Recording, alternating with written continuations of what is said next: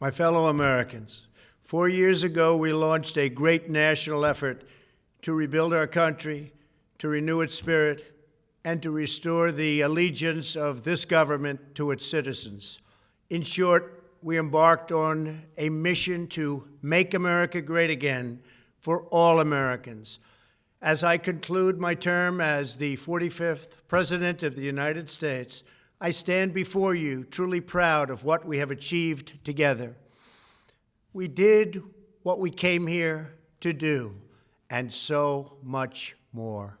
This week, we inaugurate a new administration and pray for its success in keeping America safe and prosperous.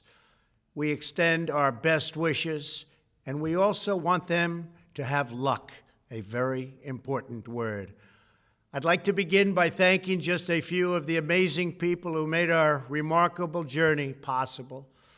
First, let me express my overwhelming gratitude for the love and support of our spectacular First Lady, Melania. Let me also share my deepest appreciation to my daughter Ivanka, my son-in-law Jared, and to Barron, Don, Eric, Tiffany, and Lara. You fill my world with light and with joy. I also want to thank Vice President Mike Pence, his wonderful wife Karen, and the entire Pence family.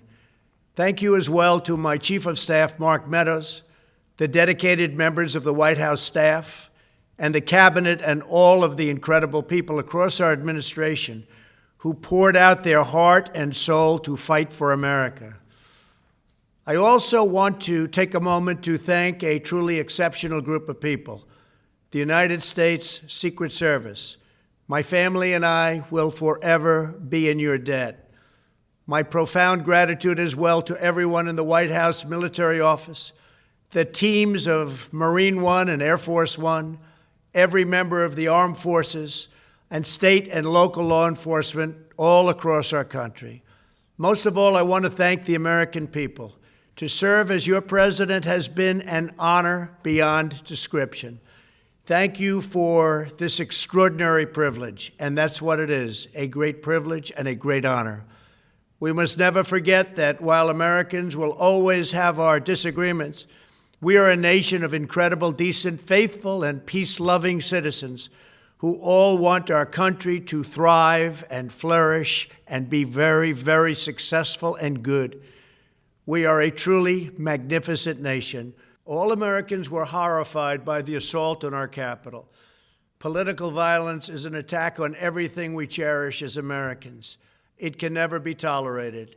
Now more than ever, we must unify around our shared values and rise above the partisan rancor and forge our common destiny. 4 years ago, I came to Washington as the only true outsider ever to win the presidency. I had not spent my career as a politician, but as a builder looking at open skylines and imagining infinite possibilities. I ran for president because I knew there were towering new summits for America just waiting to be scaled. I knew the potential for our nation was boundless as long as we put America first. So I left behind my former life and stepped into a very difficult arena, but an arena nevertheless with all sorts of potential if properly done. America had given me so much, and I wanted to give something back. Together with millions of hardworking patriots across this land, we built the greatest political movement in the history of our country. We also built the greatest economy in the history of the world. It was about America first because we all wanted to make America great again. We restored the principle that a nation exists to serve its citizens. Our agenda was not about right or left. It wasn't about Republican or Democrat, but about the good of a nation, and that means the whole nation. With the support and prayers of the American people, we achieved more than anyone thought possible. Nobody thought we could even come close. We passed the largest package of tax cuts and reforms in American history. We slashed more job-killing regulations than any administration had ever done before. We fixed our broken trade deals, withdrew from the horrible Trans-Pacific Partnership and the impossible Paris Climate Accord, renegotiated the one-sided South Korea deal, and we replaced NAFTA with the groundbreaking USMCA. That's Mexico and Canada, a deal that's worked out very, very well. Also, and very importantly, we imposed historic and monumental tariffs on China, made a great new deal with China. But before the ink was even dry, we and the whole world got hit with the China virus. Our trade relationship was rapidly changing. Billions and billions of dollars were pouring into the U.S., but the virus forced us to go in a different direction. The whole world suffered, but America outperformed other countries economically because of our incredible economy and the economy that we built. Without the foundations and footings, it wouldn't have worked out this way. We wouldn't have some of the best numbers we've ever had. We also unlocked our energy resources and became the world's #1 producer of oil and natural gas, by far. Powered by these policies, we built the greatest economy in the history of the world.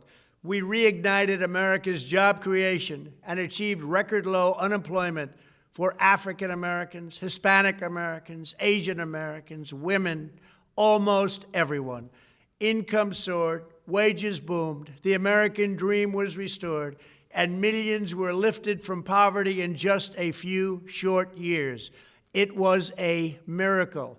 The stock market set one record after another, with 148 stock market highs during this short period of time, and boosted the retirements and pensions of hardworking citizens all across our nation. 401ks are at a level they've never been at before. We've never seen numbers like we've seen, and that's before the pandemic and after the pandemic. We rebuilt the American manufacturing base, opened up thousands of new factories, and brought back the beautiful phrase, "Made in the USA." To make life better for working families, we doubled the child tax credit and signed the largest ever expansion of funding for child care and development. We joined with the private sector to secure commitments to train more than 16 million American workers for the jobs of tomorrow. When our nation was hit with the terrible pandemic, we produced not one, but 2 vaccines with record-breaking speed, and more will quickly follow. They said it couldn't be done, but we did it. They called it a medical miracle, and that's what they're calling it right now, a medical miracle. Another administration would have taken 3, 4, 5, maybe even up to 10 years to develop a vaccine. We did it in 9 months. We grieve for every life lost, and we pledge in their memory to wipe out this horrible pandemic once and for all. When the virus took its brutal toll on the world's economy, we launched the fastest economic recovery our country has ever seen. We passed nearly $4 trillion in economic relief, saved or supported over 50 million jobs, and slashed the unemployment rate in half. These are numbers that our country has never seen before. We created choice and transparency in healthcare, stood up to Big Pharma in so many ways, but especially in our effort to get favored nations clauses added, which will give us the lowest prescription drug prices anywhere in the world. We passed VA choice, VA accountability, right to try, and landmark criminal justice reform. We confirmed 3 new justices of the United States Supreme Court. We appointed nearly 300 federal judges to interpret our Constitution as written. For years, the American people pleaded with Washington to finally secure the nation's borders. I am pleased to say we answered that plea and achieved the most secure border in U.S. history. We have given our brave border agents and heroic ICE officers the tools they need to do their jobs better than they have ever done before, and to enforce our laws and keep America safe. We proudly leave the next administration with the strongest and most robust border security measures ever put into place. This includes historic agreements with Mexico, Guatemala, Honduras, and El Salvador, along with more than 450 miles of powerful new wall. We restored American strength at home and American leadership abroad. The world respects us again. Please don't lose that respect. We reclaimed our sovereignty by standing up for America at the United Nations and withdrawing from the one-sided global deals that never served our interest. And NATO countries are now paying hundreds of billions of dollars more than when I arrived just a few years ago. It was very unfair. We were paying the cost for the world. Now the world is helping us.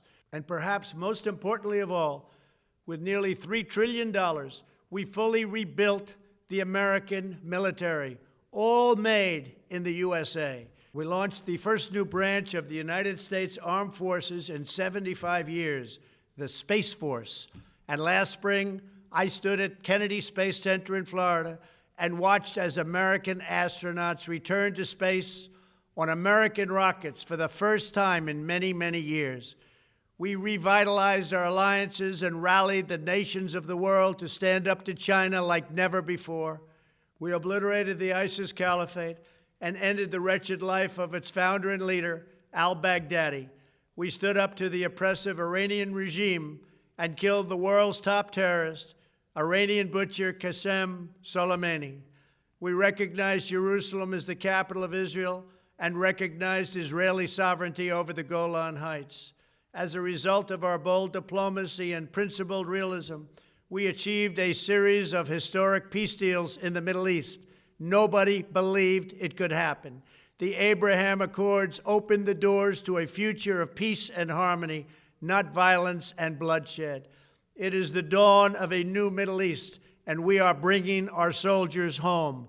I am especially proud to be the first president in decades who has started no new wars. Above all, we have reasserted the sacred idea that in America, the government answers to the people. Our guiding light, our North Star, our unwavering conviction has been that we are here to serve the noble, everyday citizens of America. Our allegiance is not to the special interests, corporations, or global entities. It's to our children, our citizens, and to our nation itself. As president, my top priority, my constant concern, has always been the best interests of American workers and American families. I did not seek the easiest course. By far, it was actually the most difficult. I did not seek the path that would get the least criticism. I took on the tough battles, the hardest fights, the most difficult choices, because that's what you elected me to do.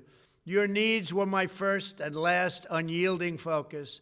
This, I hope, will be our greatest legacy.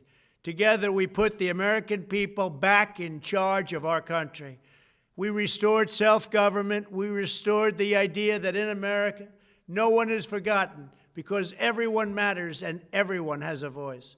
We fought for the principle that every citizen is entitled to equal dignity, equal treatment, and equal rights because we are all made equal by God. Everyone is entitled to be treated with respect, to have their voice heard, and to have their government listen. You are loyal to your country, and my administration was always loyal to you. We worked to build a country in which every citizen could find a great job and support their wonderful families. We fought for the communities where every American could be safe and schools where every child could learn. We promoted a culture where our laws would be upheld, our heroes honored, our history preserved, and law-abiding citizens are never taken for granted. Americans should take tremendous satisfaction in all that we have achieved together. It's incredible.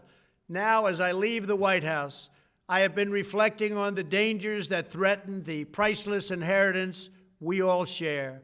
As the world's most powerful nation, America faces constant threats and challenges from abroad. But the greatest danger we face is a loss of confidence in ourselves, a loss of confidence in our national greatness. A nation is only as strong as its spirit. We are only as dynamic as our pride. We are only as vibrant as the faith that beats in the hearts of our people. No nation can long thrive that loses faith in its own values, history, and heroes, for these are the very sources of our unity and our vitality. What has always allowed America to prevail and triumph over the great challenges of the past has been an unyielding and unashamed conviction in the nobility of our country and its unique purpose in history. We must never lose this conviction. We must never forsake our belief in America. The key to national greatness lies in sustaining and instilling our shared national identity. That means focusing on what we have in common, the heritage that we all share. At the center of this heritage is also a robust belief in free expression, free speech, and open debate. Only if we forget who we are and how we got here could we ever allow political censorship and blacklisting to take place in America. It's not even thinkable. Shutting down free and open debate violates our core values and most enduring traditions. In America, we don't insist on absolute conformity or enforce rigid orthodoxies and punitive speech codes. We just don't do that. America is not a timid nation of tame souls who need to be sheltered and protected from those with whom we disagree. That's not who we are. It will never be who we are.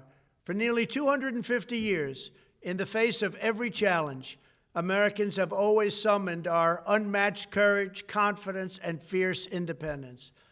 These are the miraculous traits that once led millions of everyday citizens to set out across a wild continent and carve out a new life in the Great West.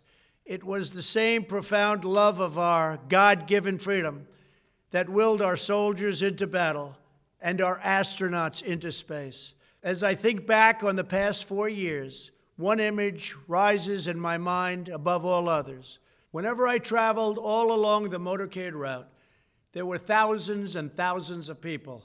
They came out with their families so that they could stand as we passed and proudly wave our great American flag. It never failed to deeply move me. I knew that they did not just come out to show their support of me. They came out to show me their support and love for our country. This is a republic of proud citizens who are united by our common conviction that America is the greatest nation in all of history. We are and must always be a land of hope, of light, and of glory to all the world. This is the precious inheritance that we must safeguard at every single turn. For the past 4 years, I have worked to do just that. From a great hall of Muslim leaders in Riyadh to a great square of Polish people in Warsaw, from the floor of the Korean Assembly to the podium at the United Nations General Assembly, and from the Forbidden City in Beijing to the shadow of Mount Rushmore, I fought for you, I fought for your family, I fought for our country. Above all, I fought for America and all it stands for, and that is safe, strong, proud, and free. Now, as I prepare to hand power over to a new administration at noon on Wednesday, I want you to know that the movement we started is only just beginning. There's never been anything like it. The belief that a nation must serve its citizens will not dwindle, but instead only grow stronger by the day. As long as the American people hold in their hearts deep and devoted love of country, then there is nothing that this nation cannot achieve. Our communities will flourish, our people will be prosperous, our traditions will be cherished, our faith will be strong, and our future will be brighter than ever before. I go from this majestic place with a loyal and joyful heart, an optimistic spirit, and a supreme confidence that for our country and for our children, the best is yet to come. Thank you and farewell. God bless you. God bless the United States of America.